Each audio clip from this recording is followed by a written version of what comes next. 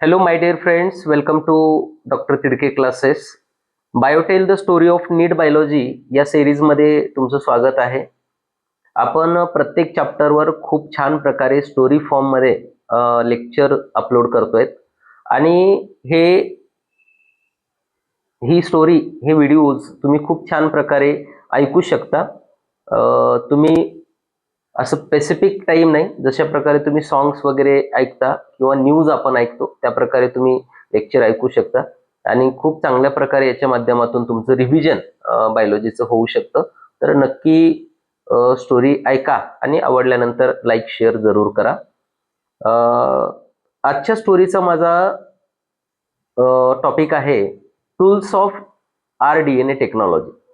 Biotechnology principle and process मध्ये पहिल्या 2 story आपण सांगितलेल्या आहेत. आज मी तिसऱ्या स्टोरीकडे जात आहे, ज्याच्यामध्ये रिकॉम्बिनंट DNA टेक्नॉलॉजीसाठी कोणते टूल्स आवश्यक आहे, काय काय गरजेचं आहे. आता याच्यामध्ये काय आवश्यक आहे बाळांनो, तर टूल्स मध्ये आपल्याला वेगवेगळे एन्झाईम्स लागतात, जसे की रिस्ट्रिक्शन एंडोन्यूक्लियेज आहे, DNA पॉलिमरेज आहे, DNA लायगेज आहे, हे वेगवेगळे एन्झाईम लागतात. त्याचबरोबर आपल्याला वेक्टर लागतो जीन वाहून नेण्यासाठी. त्याचबरोबर आपल्याला कल्चर करण्यासाठी एक सुटेबल होस्ट लागतो. म्हणजे वेगवेगळे एन्झाईम्स असतील, वेक्टर्स असतील, होस्ट असेल, तर हे सगळे टूल्स आहेत असं आपण म्हणू शकतो. आता आपण सुरुवातीला एन्झाईम्स हा टॉपिक कंप्लीट करण्याचा प्रयत्न करू. आणि एन्झाईम्स मध्ये मला काय सांगता येईल तर लक्षात घ्या, सुरुवातीला आपल्याला माहित असणं गरजेचं आहे की आपल्याला एक्सपेरिमेंट करण्यासाठी जोही DNA लागणार आहे तो DNA कुठं आहे, तर तो सेलच्या आतमध्ये आहे.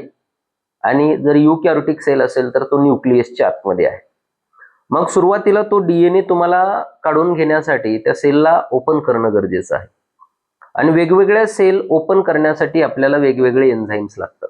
जसं की जर मला सांगायचं म्हटलं तर लक्षात घ्या बाळांनो, सुरुवातीच्या एन्झाईमचा टाईप आहे माझ्याकडे लायसिंग एन्झाईम. आणि लायसिंग एन्झाईम्स हे कशाला वापरले जातात, तर सेल ओपन करण्यासाठी वापरले जातात. लायसिंग एन्झाईम बद्दल मला सांगायचं झालं, जर आपल्याला प्लांट सेल मधून DNA काढून घ्यायचं असेल तर प्लांट सेलला ओपन करण्यासाठी आपल्याला सेल्युलोज नावाचं एन्झाईम आवश्यक आहे. कारण प्लांटची सेल वॉल ही सेल्युलोज पासून मेनली तयार झालेली असते आणि त्या सेल्युलोजचं डायजेशन करण्यासाठी सेल्युलेज नावाचं एन्झाईम आम्हाला पाहिजे, म्हणून सेल्युलेज हे एन्झाईम आपण इथं वापरतो. जर ॲनिमल सेल असेल तर ॲनिमल सेलला ओपन करण्यासाठी आपण प्रोटीएज नावाचं एन्झाईम वापरू शकतो. कारण ॲनिमल सेलमध्ये जे सेल मेम्ब्रेन असतं तर ते प्रोटीन पासून तयार झालेलं असतं, लिपिड पासून तयार झालेलं असतं, म्हणून लायपेज असेल, प्रोटीएज असतील, हे एन्झाईम आपण इथं वापरतो. बॅक्टेरियल सेलला ओपन करण्यासाठी आपण लायसोझाईम नावाचं एन्झाईम वापरतो, हे आम्हाला लक्षात पाहिजे. त्याचबरोबर फंगल सेलला ओपन करण्यासाठी आम्हाला कायटिनेज नावाचं एन्झाईम पाहिजे. कारण फंगसची सेल वॉल ही कायटिन पासून तयार झालेली असते आणि कायटिनला ब्रेकडाऊन करण्यासाठी कायटिनेज हे एन्झाईम तुम्हाला पाहिजे. आता तुम्ही सेल ओपन केल्या आणि सेलमधून तुम्हाला आवश्यक असणारा DNA काढून घेतला. आता तो DNA बाळांनो प्युअर फॉर्म मध्ये नसतो. रिस्ट्रिक्शन एंडोन्यूक्लियस एन्झाईमची ऍक्शन दाखवण्यासाठी DNA हा प्युअर फॉर्म मध्ये असला पाहिजे. आणि मग हा DNA आपल्याला प्युअर करण्यासाठी DNA सोबत असणारे जेही बाकीचे मॅक्रोमॉलिक्यूल आहेत, RNA असेल किंवा एखादी शुगर असेल किंवा प्रोटीन असेल, लिपिड असेल, तर यांना बाजूला करणं आवश्यक आहे. मग आपण DNA सोबत असणारा RNA रिमूव्ह करण्यासाठी एन्झाईम वापरतो रायबोन्यूक्लियेज किंवा त्याला RNase आपण असं म्हणू शकतो. DNA पासून प्रोटीन बाजूला रिमूव्ह करण्यासाठी DNA सोबत कोणतं प्रोटीन असतं तर हिस्टोन प्रोटीन असतं, आणि हे बाजूला करण्यासाठी आपण जे एन्झाईम वापरणार आहेत ते असणार आहे प्रोटीएज. त्याचबरोबर DNA पासून लिपिड बाजूला करण्यासाठी आपण एन्झाईम वापरणार आहेत लायपेज. तसंच DNA पासून पॉलिसॅकराइड शुगर बाजूला करण्यासाठी आपण पॉलिसॅकराइडेज नावाचे एन्झाईम इथं आपण वापरू शकतो. म्हणजे DNA सोबत जे अदर मॅक्रोमॉलिक्युल्स होते तर ते मॅक्रोमॉलिक्युल्स तुम्ही काय केले, आता काढून टाकले. आता जो DNAचा थ्रेड आहे तुमच्याकडं, तर त्या DNAला एका ठिकाणी गोळा होण्यासाठी आपण त्याचं प्रिसिपिटेशन घडवून आणण्यासाठी आपण काय करतो, तर चिल्ड इथेनॉल टेस्ट ट्यूब मध्ये ऍड करत असतो.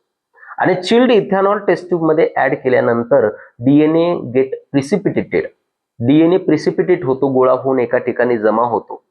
आणि जमा झाल्याच्या नंतर आपण एक सॉलिड रॉड घेऊन त्या डीएनएच्या थ्रेडला आपण त्या सस्पेन्शन मधून, त्या टेस्ट ट्यूब मधून बाहेर काढून घेतो.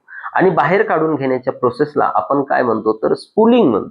काय म्हणतो? स्पूलिंग म्हणतो. हे आपल्या लक्षात येणं गरजेचं आहे. आता डीएनएचे थ्रेड आपण काढून घेतल्यानंतर तुमच्याकडे डीएनए हा अवेलेबल झालेला आहे. तुम्ही असा डीएनए सेलमधून काढून घेतला आहे ज्या डीएनए मध्ये तुम्हाला आवश्यक असणारी डिझायरेबल जीन तिथं प्रेझेंट आहे आणि ती जीन तुम्ही आता वापरणार आहात. बरं, आता रिकॉम्बिनंट डीएनए टेक्नॉलॉजीच्या मग कोणत्या स्टेप्स आहेत? स्टेप कोणत्या आहेत? आता आपल्या बुकनुसार जर बघितलं तर ह्या स्टेप एकदम शेवटी दिलेल्या आहेत, पण मी सुरुवातीला सांगतो आणि नंतर या पूर्ण टॉपिकला 1 बाय 1 मी एक्सप्लेन करतो. आता स्टेप्स मध्ये मी एक 6 ते 7 स्टेप सांगणार आहे. तर पहिली स्टेप काय असणार आहे रिकॉम्बिनंट डीएनए टेक्नॉलॉजी मधली? Isolation of DNA from cell with desirable gene.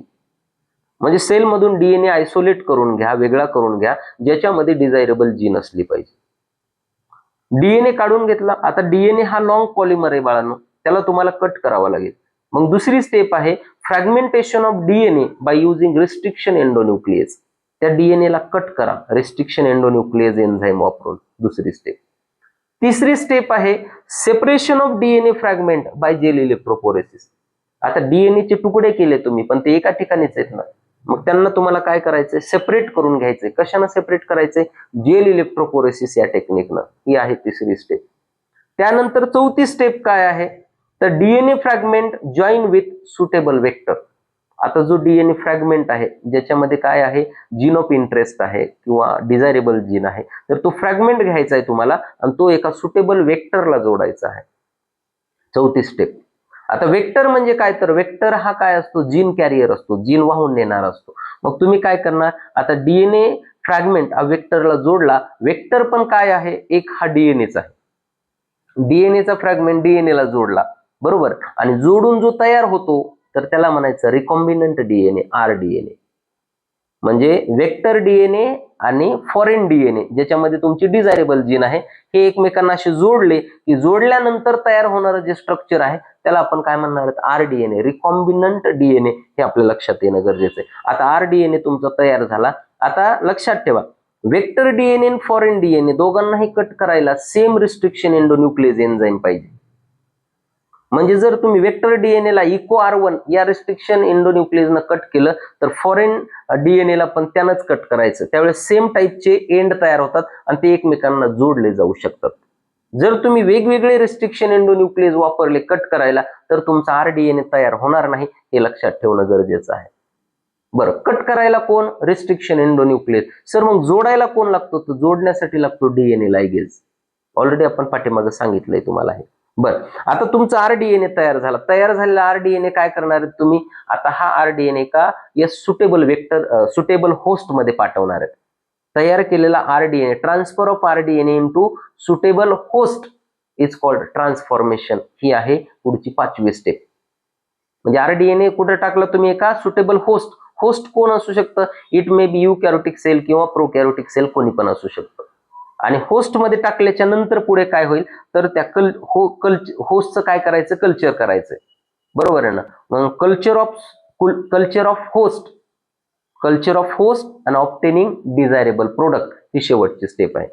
ज्या होस्ट मध्ये आरडीएनए टाकलाय त्याचं तुम्ही सुटेबल मीडियमवर कल्चर करा आणि त्याच्या मल्टिपल कॉपीज तयार करा आणि त्याच्यापासून डिझायरेबल प्रोडक्ट ऑब्टेन करा. हे आपल्या लक्षात येणं गरजेचं आहे.